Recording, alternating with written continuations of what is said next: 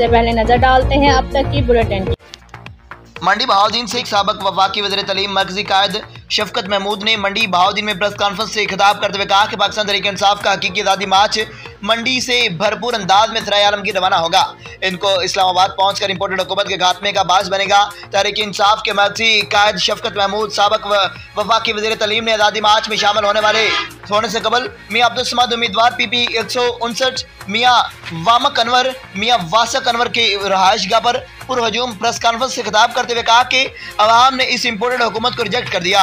पाकिस्तान तहरीक इंसाफ पाकिस्तान के अवाम के असल तर्जमान वाद बड़ी पार्टी है। चेयरमैन इमरान खान अवाम के मंगों की तर्जमान करके पूरी कौम की गुलामी से आज़ाद करवाने के लिए 70 साल की उम्र में नई नस्ल के लिए मैदान में निकले हैं। अवाम मुकम्मल अज़हार एतमाद करती है अपने अवामी लीडर पर, जबकि PMD के नाम नहाज लीडरान पाकिस्तान की कुर्सी से चिमटे पड़े हैं। PTI की MNAs ने जुडिशल कमीशन के लिए सुप्रीम कोर्ट से रुजू कर लिया है।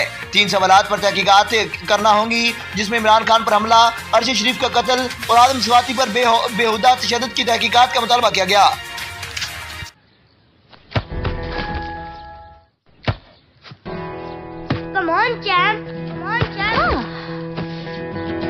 मुश्किल के क्यों मार रही हो? कौन करता है ऐसे? जो कोई नहीं कर सकता वही तो चैंपियन करता है।